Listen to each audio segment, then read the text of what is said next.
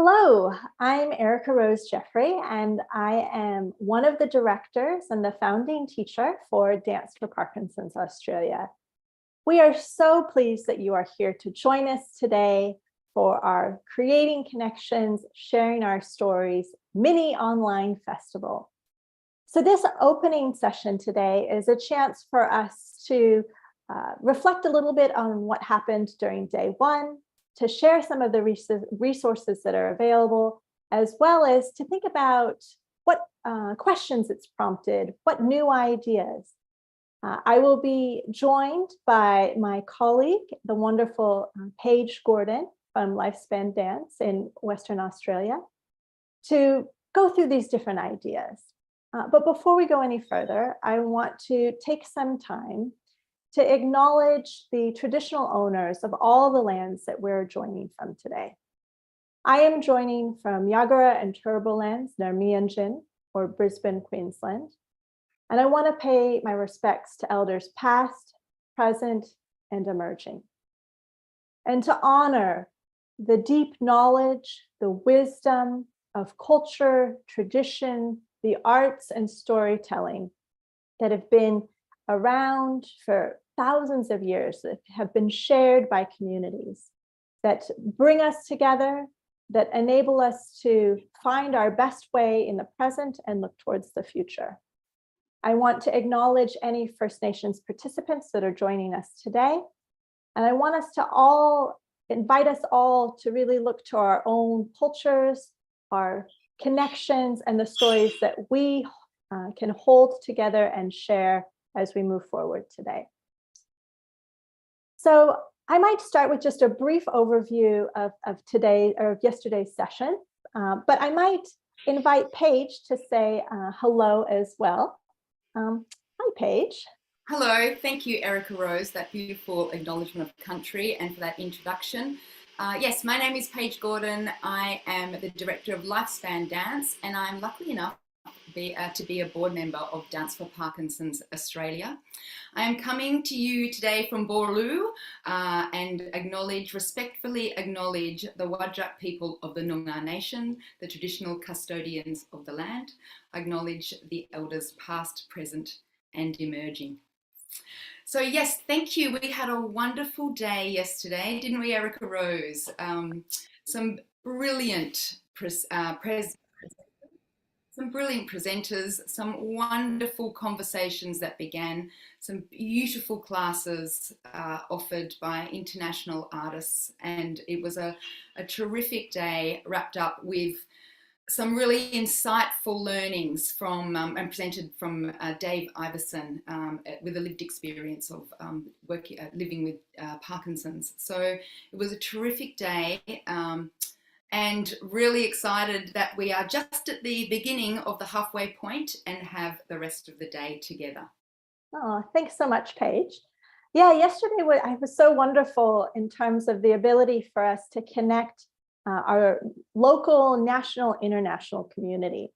And so for those of you who may not have been able to join us yesterday, I'm just going to point out a couple of resources that you can access if you're interested in seeing the presentations, if you're interested in learning more. So below this live stream screen, there's a list of the different videos and presenters that were shared yesterday. We had a really wonderful opening and acknowledgement of country from the amazing Marian Wabke, who is such a champion for the power of arts, health, and culture.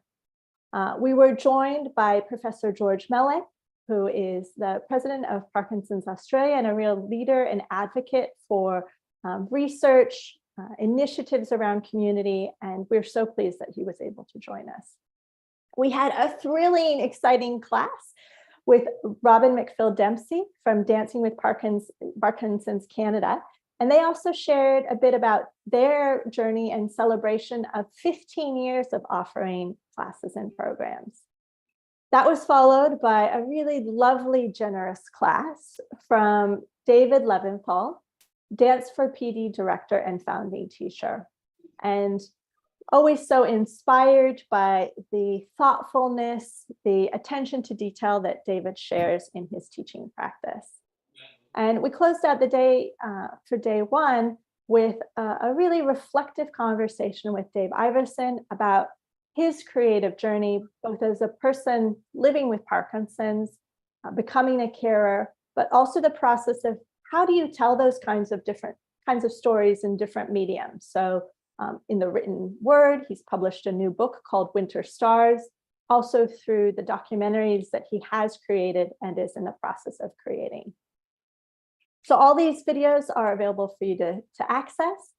There's also some further resources if you're interested. So if you look at the sort of top right of your screen, there's some different tabs, one of which is called resources. And this lists videos that are connected to our current festival, as well as connections through our network, resources that have been linked with our previous online festival events. So there's lots of great information there. I also encourage you to click on the presenters' bios. You can learn more about them. There are connections to their organizations and the work that they're doing. So Paige, I'm going to hand it over to you to sort of talk us through a little bit about what's happening next and some of the ideas that started to percolate. Excellent. Well, we'll start, before I talk a little bit about today's program, I will start by acknowledging that today is the last day of National Volunteers Week. So it's been a week of celebrating and heralding the work that the volunteers do. And as you know, Dance for Parkinson's is well supported by volunteers throughout the country, throughout the classes, but also our own board and committee are supported by volunteers. I'd just like to take a little moment to acknowledge Jackie, Lindsay, Tony, and the other volunteers that have supported the board and the committee in preparing this festival and in an ongoing sense as well.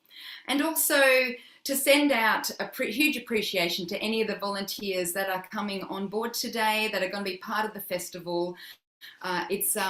We really appreciate and value what you do in the classes and beyond, and without you we wouldn't be able to undergo this very important and valuable work. So thank you, and we'll have that in our hearts as we go through the day.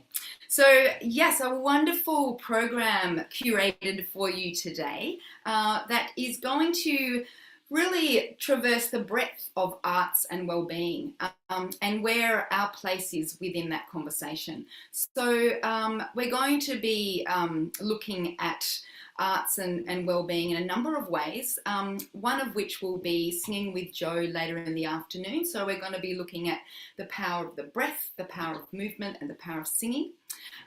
So I'm looking forward to that.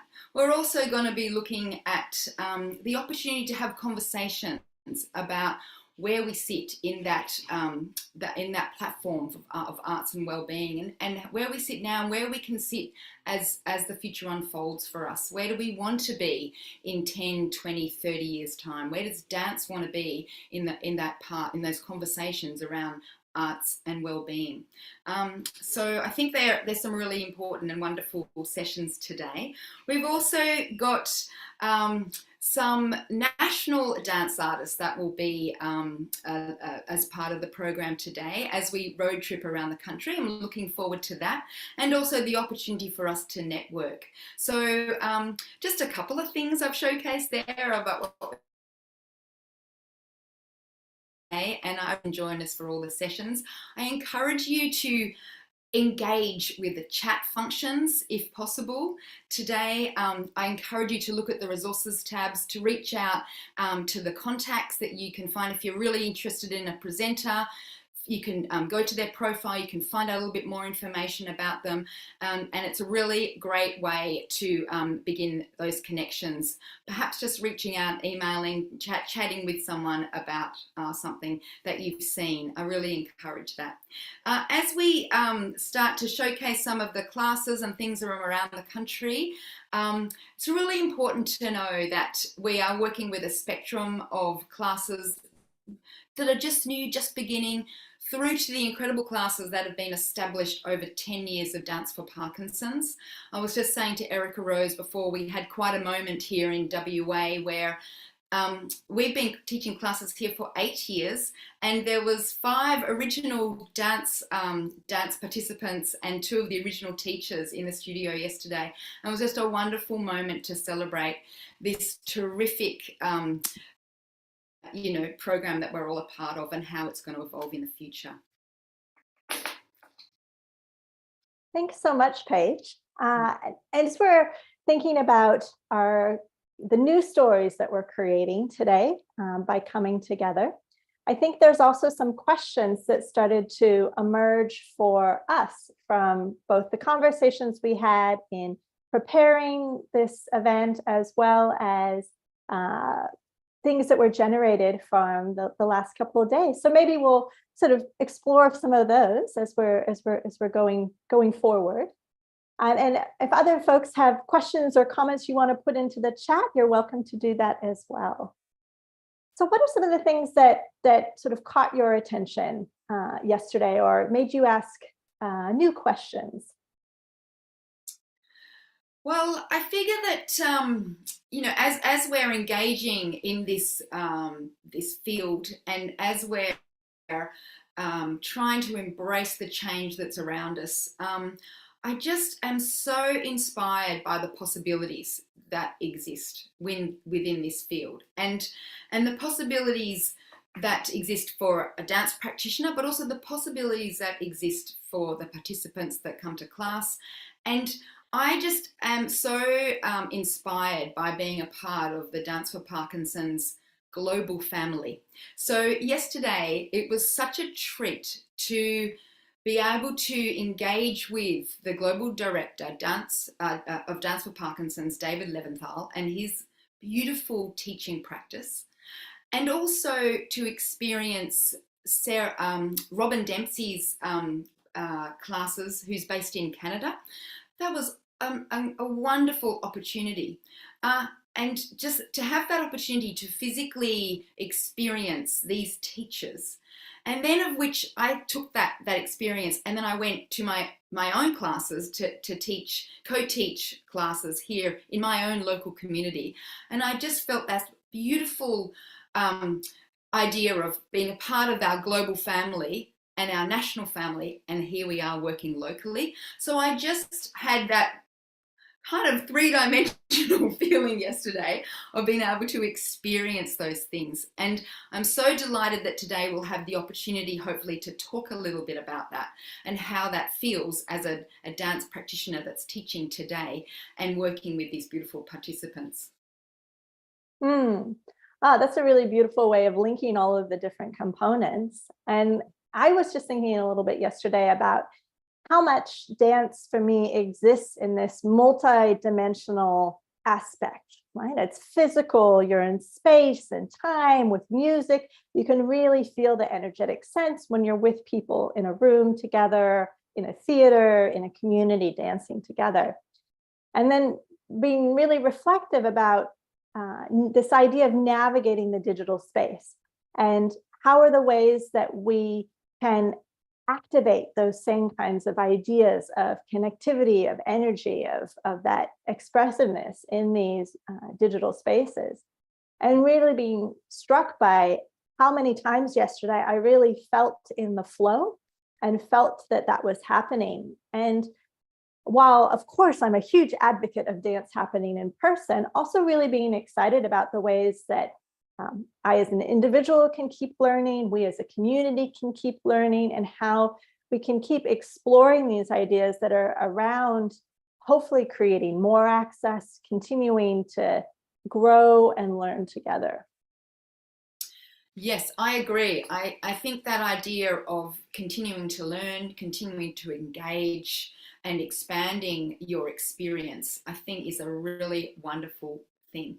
And I think yesterday I was marveling at this platform that we're working on. You know, we've got an online festival happening that's being accessed by people from all over the world, which is just extraordinary. We're dancing in our own spaces alongside people in their own spaces all around the world. I think that's just a beautiful thing. But also that idea of constantly learning and how that impacts a dance practice. So I was talking a little bit before, Erica Rose, how during David Leventhal's class, he asked us to, to reach towards the camera. And I was thinking that actually this mode of communication is now affecting our dance movement pathways and our dance practice, because we are considering what it's like to have movement on film and how that is transferring through to the participants who are being involved. So this idea of being in the flow and learning all the time, I think it's just such a privilege to be a part of this community and to be in the position where we have leaders who are able to share that and are really really gracious and generous in their gift giving, I guess. So so thank you, Erica Rose, and to all the other people that were on yesterday. Yeah, thanks, Paige. And I think as we are going through today, it's a good moment to acknowledge and celebrate that this online festival is the start of what we're planning for a year's worth of events celebrating our 10th anniversary. And so as we're going through the next year, from May 2023 to May 2024, we really invite our community to also engage in these kinds of questions in practice. So if you have questions that come up today, ideas that you want to explore, suggestions for new practice or things that we should connect with, please let us know, because we want to actively engage in those conversations. So I think we're just about going to wrap up here, Paige, and shift to our next session. So just thinking if there's any last things you want to say about today before going into our next session.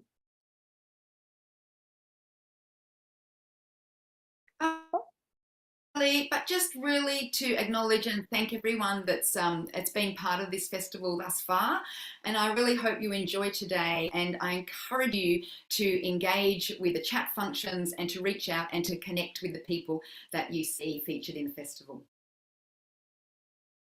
Thanks so much, Paige. Well, I'm going to take a moment to just take a deep breath in and ask us all to take a deep breath out wherever you are. And just thinking about as we sort of transition to our next session, that it's a great moment for you just to even take a stretch in your own space, to find the edges of your space, and then to bring it back in, finding your own sort of movement as we go. Excellent.